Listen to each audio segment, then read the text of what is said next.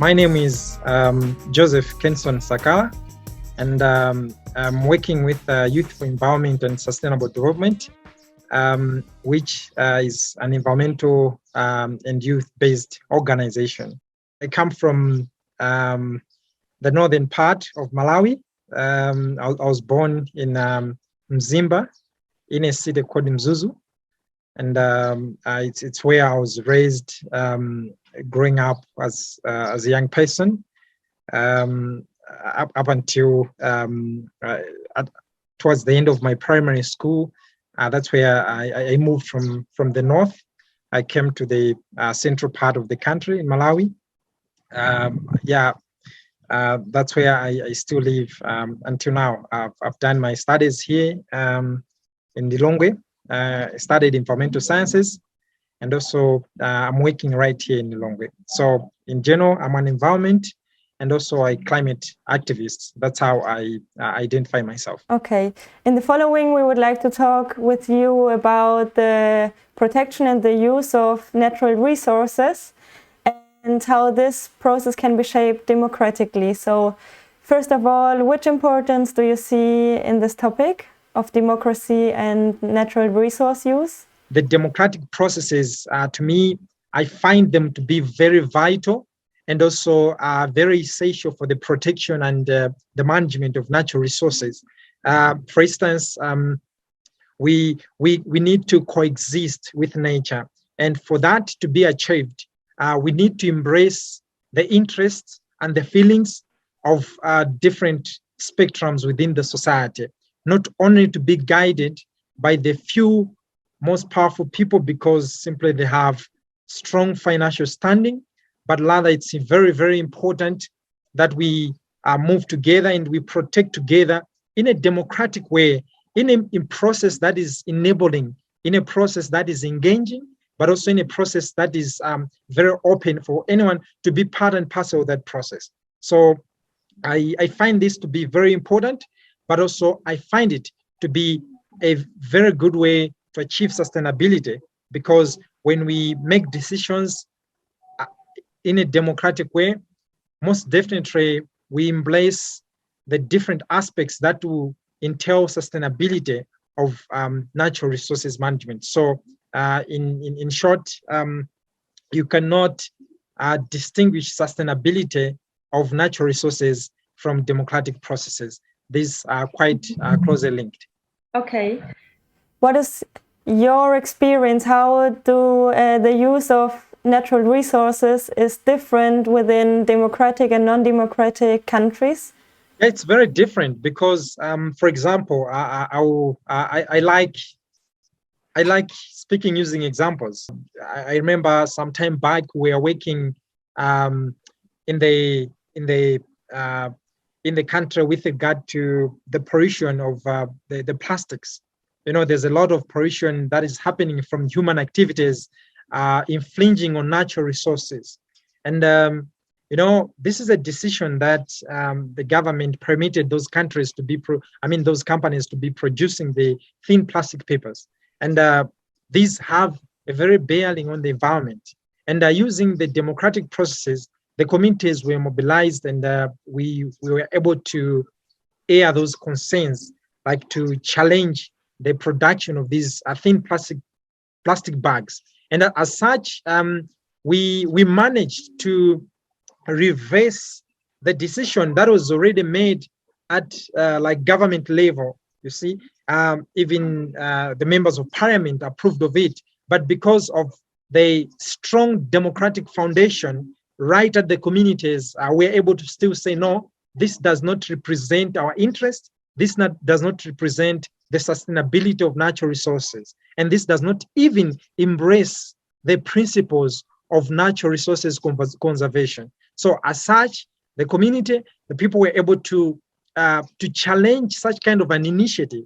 And as I speak, that initiative was stopped by the courts. So this is just like one scenario where in undemocratic, disposition, it's like one-way process. So like one decision, one way, one power. But like in a democratic system, the management of natural resources, it's a shared power source. It's like a platform where both the people on the grassroots, they still have a say, okay? And even the developments that comes, people have a say in a democratic disposition, and in a way where the natural resources management, they are managed under the auspices of democratic processes. But in a different setup where these democratic processes does not apply, what it means is that once the decisions are made, once those projects are executed, there's nothing that the communities can do apart from embracing the impacts and the consequences of such projects. Whereas in a democratic setup, people are able to express their feelings, and also they're able to express their opinion, not only in expression, but also even to take further steps that would lead into some actionable, actions that can lead to like stopping the harm on natural resources, but also on the environment in general. Okay, so you were already talking about some environmental problems. Can you give one or two specific examples of overexploitation of natural resources and explain briefly what the problem is? Yeah, so you see, like overexploitation of natural resources. In this context, we are looking at nature as a living system. It's not a dead system. So nature as a living system, it means each and every activity that is happening on nature, it has to provide room, a breathing space, a breathing room for nature. In another way, there's this word which we call it regeneration. So you need to enable nature to be able to regenerate in its own self. So when we talk about overexploitation, it means the human activity. I'm mainly focusing on the human activity here because I think it's being the center of focus when it comes to natural exploitation. So when the human activities that have exceeded the rate or level at which nature can regenerate itself, then there we have reached a point of over exploitation of natural resources. Just an example in point which I would like to share with you. Right here in Malawi, we have a river that has been heavily polluted by the industrial waste. This river has been heavily polluted by the chemicals, the pollutants from the industries. And because of that pollution, the aquatic ecosystems in those water bodies have been heavily depleted. There used to be like fish, for example. We used to have different aquatic, life, but there is no longer life there. Like there's not even enough oxygen to support life. So when we talk about overexploitation in this context, it means it has reached a level where nature itself, the natural resources, cannot regenerate naturally. And in another context, we are looking at exploitation that does not have conservation measures. So people that are just looking at the economic benefit that they gain from for example, cutting down trees for different functions like timber, you talk of, firewood, people use it for different way, construction. And sometimes even these road infrastructure projects that would still create those natural spaces. So if we are only looking at getting our means without looking at the restoration, the conservation aspect, in that way, it means that we are compromising the integrity of nature, but also at the same time, we are exploiting nature in a no return scenario, or in a no return manner, where nature cannot retain or cannot regain its strength. So you've been an activist for many years now, and you have participated in these bottom-up movements as well, like you were talking about, that you are engaging in protection of natural resources from a local level. Can you tell us a bit of how your path to the point where you are now has been so far?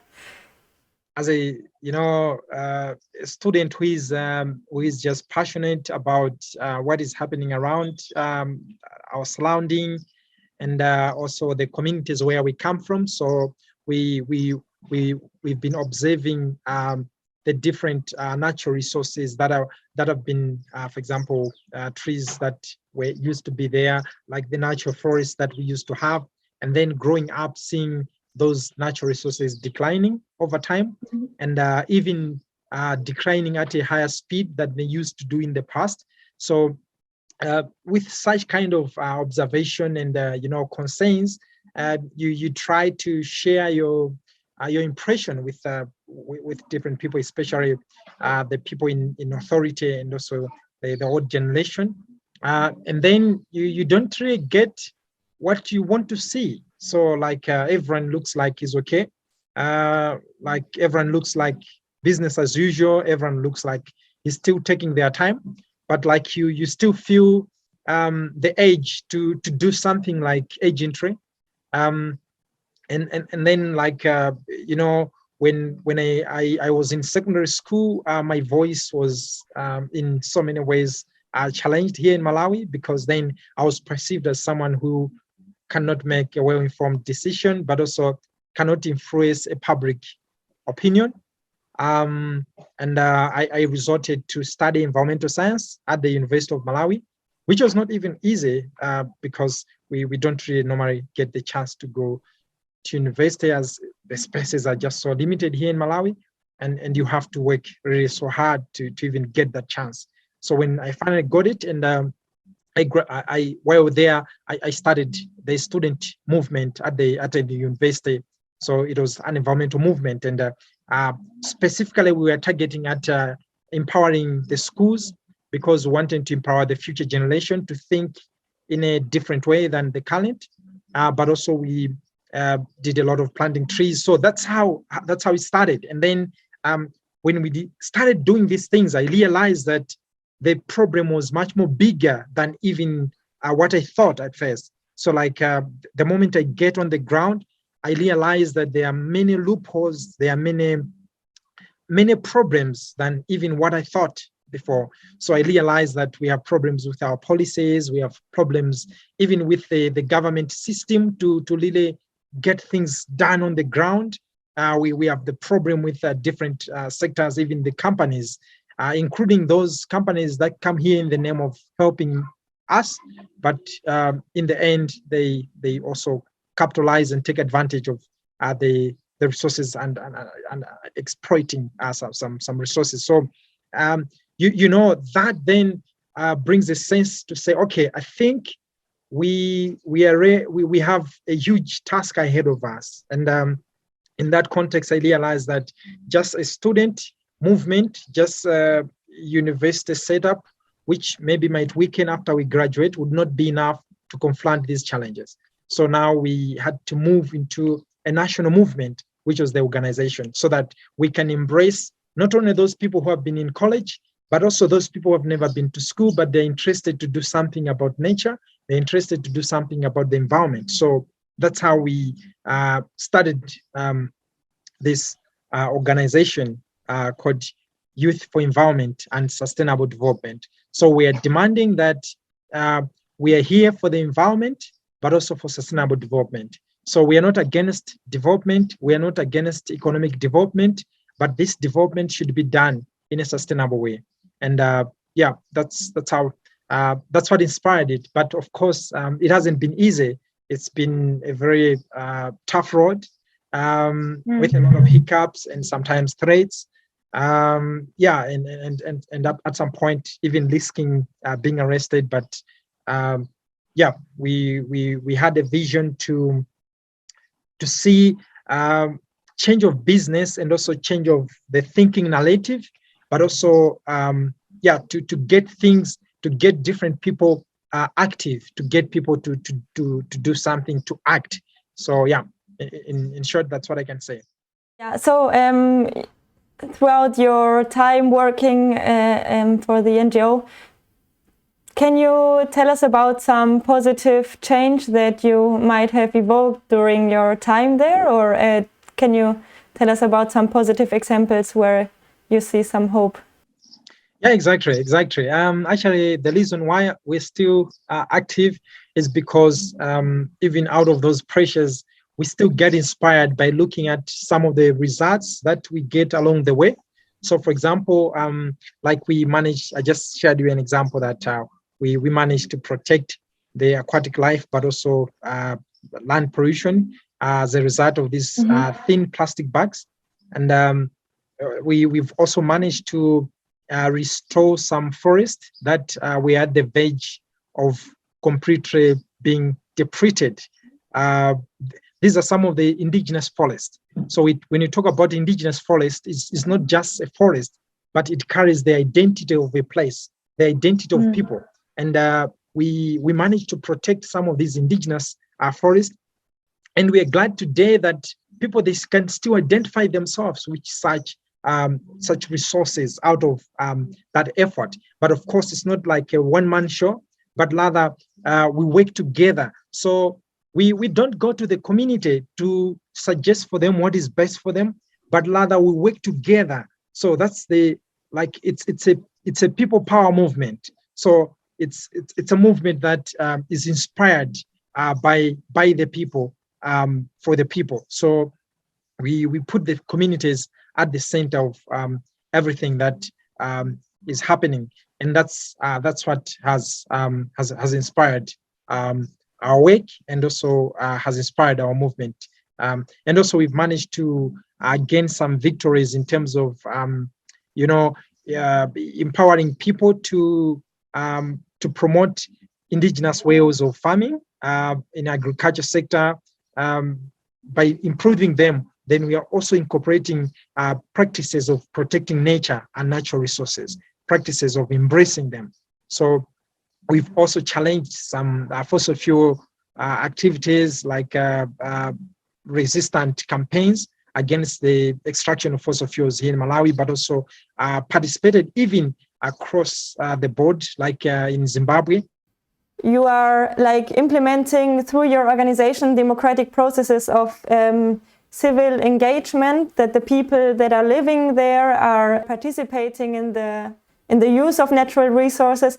Is that something that is seen commonly in Malawi, or is there a trend that you could say that there is being implemented more and more democracy within the use of resources, or is it a special case?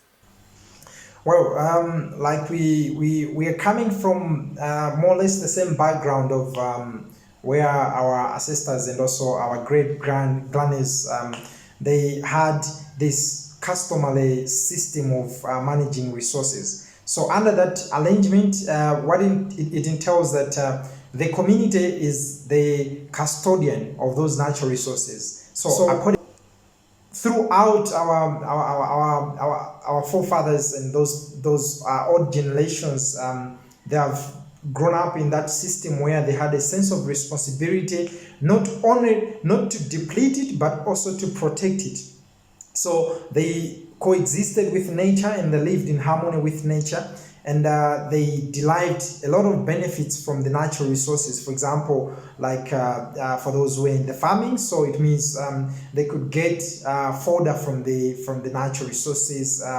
They could also get manure from the wildlife animals. But also, of course, you look at issues to do with construction, where they get some construction materials from those natural resources. But at the same time, they were also very cautious about the rate at which they're utilizing those natural resources to avoid depleting them, to avoid reaching that scenario where you've depleted beyond the restoration. The restoration capacity.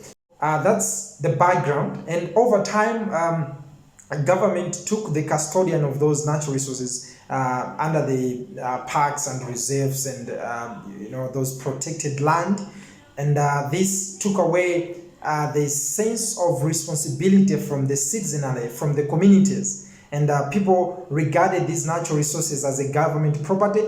And in the first years, of course, maybe it had advantages, but over time, what we've experienced is the continual and even rampant depression and destruction of these natural resources, because now people, they no longer have that sense of responsibility. So they said, okay, this belongs to government, I don't care. Okay, so like they can deplete the natural resources.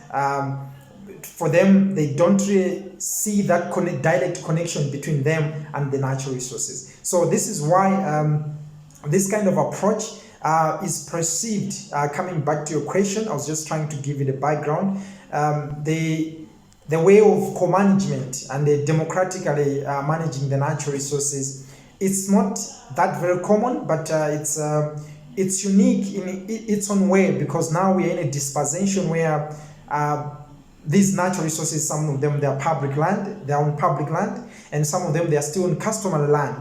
But what now people have lost is the sense of responsibility, the sense of ownership. So now people look at natural resources as a resource, but not as their identity, as part of their identity. So what we are doing is, through this democratically and participatory process, is to reignite that sense of identity, that we are identified by the natural resources that have surrounded us. We are identified by those precious resources. As such, we need to preserve them, we need to protect them. So I would say the co-management comes in because we want to instill that sense of responsibility. Because only when you feel responsible, you feel ownership, that's when you can take full control, but also you can take good measures to protect that resource, which you feel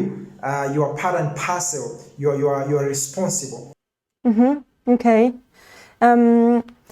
Related to this, what is your vision for a sustainable future in your country? That's a nice but also difficult question.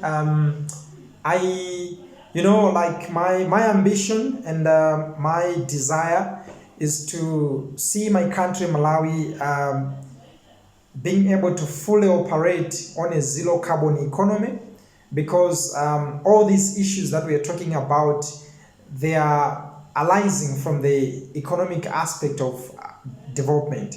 So by attaining a zero carbon economy, that would entail diversifying from the fossil fuel investments into renewable energy. So I would love to see that day when we will totally shut down these fossil fuel investments, and we will promote and uplift the investment in renewable energy. I would love to see that future where young people, they have the green jobs, green entrepreneurship. We should tap into that potential. We should tap into those opportunities, even being able to have local industries under those renewable energy and without really emitting carbon dioxide. So that's the kind of future that I would love to see, but also more importantly, a future when people that have the environmental conscious. We have lost the environmental conscious. We have lost our conscious towards nature, and this is what we need to regain. And that's exactly why we need to engage the people. We don't need to impose, but rather we need to engage them. They have to be part and parcel of the process. They have to understand the process. They have to own it.